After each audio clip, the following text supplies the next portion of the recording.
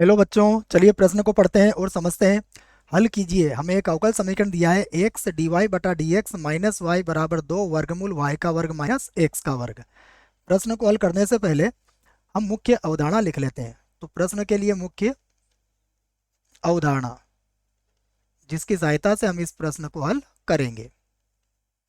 मुख्य अवधारणा में हम समघात अवकल समीकरण को समझेंगे। तो समघात समघात अवकल समीकरण,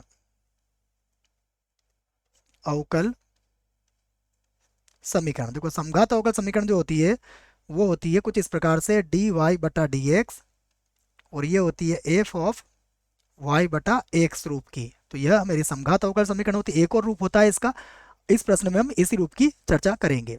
और इसको जब हल करना होता है तो इसको हल करने का जो हमारा तरीका होता है वो होता है कि इसमें हम y बराबर वी एक्स रखेंगे। तो ये रखना है आपको। इसके रखने के बाद ये आसानी से हल हो जाएगी। आइए प्रश्न में दी गई समीकरण को लिखते हैं। तो हमें समीकरण दिया है, समीकरण है हमारे पास एक्स डी वाई बटा डी एक्स, उसके बाद माइनस का वाई बराबर 2, उसके बाद वर्गमूल के अंदर है वाई का वर्ग माइनस एक्स का वर्ग। यहां से देखिए माइनस वाई को बराबर किधर ले जाइए, तो एक्स डी वाई बटा डी एक्स बराबर हो जाएगा वाई प्लस का 2, और वर्गमूल के अंदर होगा वाई का वर्ग माइनस एक्स का वर्ग। यहाँ से एक्स का भाग लगा दीजिए, तो डी वाई बटा डी एक्स बराबर होगा वाई बटा एक्स प्लस हो जाएगा 2, वर्गमूल में होगा वाई का वर्ग माइनस एक्स का वर्ग, और बटे में आ जाएगा यहाँ पर एक्स। अगर आप ध्यान से देखोगे तो देखो यहाँ भी वाई बटा एक्स है, और यदि आपने वर्गमूल के अंदर से वाई के वर्ग को बाहर ले लिया तो यहाँ सभी जगह वाई बटा एक्स वाला रूप बन जाएगा। ठीक है बच्चों, तो यहाँ से हम क्या करेंगे, वर्गमूल के अंदर से बच्चों एक्स का वर्ग बाहर बाहर बाहर लेना है आपको ना, वाई का वर्ग नहीं, एक्स का वर्ग बाहर लेंगे। तो देखो वर्गमूल के अंदर क्या बच जाएगा, वाई का वर्ग बटा एक्स का वर्ग, और यहाँ पर एक्स से एक्स हमारा कट जाएगा। आप चाहो तो मैं आपको इसको करके बता देता हूँ, देखो कि क्यों ये समघात होगी। डी वाई बटा डी एक्स बराबर वाई बटा एक्स, और प्लस देखिए वर्गमूल के अंदर से हम एक्स का वर्ग बाहर लेंगे तो ये क्या बन के बाहर आ जाएगा, ये 2 बन के एक्स बन के बाहर आ जाएगा, और अंदर हो जाएगा हमारे पास वाई बटा एक्स का वर्ग, और यहाँ हो जाएगा माइनस 1। ठीक है, और बटे में देखिए, बटे में आ जाएगा एक्स, जो कि एक्स से एक्स कट जाएगा। तो अब आप कह सकते हो कि यह कौन सा रूप है इसका, यह समघात अवकल समीकरण का रूप है। मैं इसको एक बार और लिख देता हूँ, देखो तो ये हो गया डी वाई बटा डी एक्स बराबर वाई बटा एक्स प्लस हो गया 2, और वर्गमूल के अंदर क्या है, देखो यहाँ पर एक्स एक्स कटी गया था, वाई बटा एक्स का वर्ग, वाई बटा एक्स का वर्ग, और माइनस 1 हो जाएगा यहाँ पर। तो इसे हम समीकरण 1 बना देते हैं। और अब आप कह सकते हो कि यह समघात अवकल समीकरण है। मैं लिख देता हूँ कि ये क्या है, समघात समघात अवकल समीकरण है, समीकरण है। ये बात हमने समझ ली है। अब हम यहाँ पर मान सकते हैं, माना y बराबर वी एक्स, अवकलन कीजिए इसका एक्स के सापेक्ष।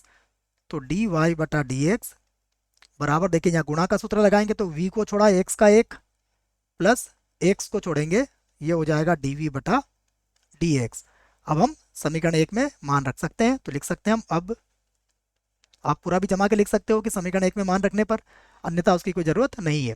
तो d y by d x की जगह पे क्या रखोगे आप, v प्लस एक्स, और ये होगा dv बटा dx बराबर, यहाँ से देखिए y बटा एक्स का मान क्या निकलेगा, v प्लस ये हो जाएगा 2, और वर्गमूल के अंदर कितना हो जाएगा, v का वर्ग माइनस 1 आ जाएगा।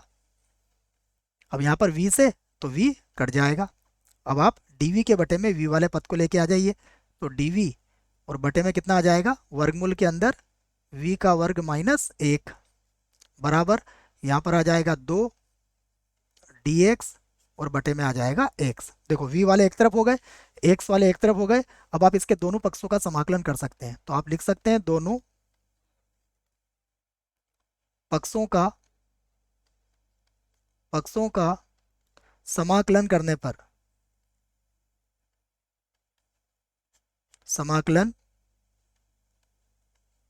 करने पर, दोनों पक्षों का यहाँ पर हम समाकलन कर रहे हैं, तो हमें मिलेगा समाकलन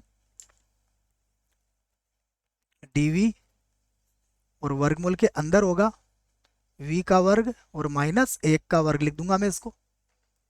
उसके बाद बराबर समाकलन, देखो ये होगा 2 और dx बटा x हो जाएगा।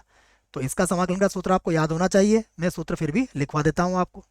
देखो हमें पता है dx बटा वर्गमूल x का वर्ग माइनस a का वर्ग, इसका समाकलन होता है log मापांक x प्लस वर्गमूल x का वर्ग माइनस a का वर्ग और प्लस c, log का आधार e होगा।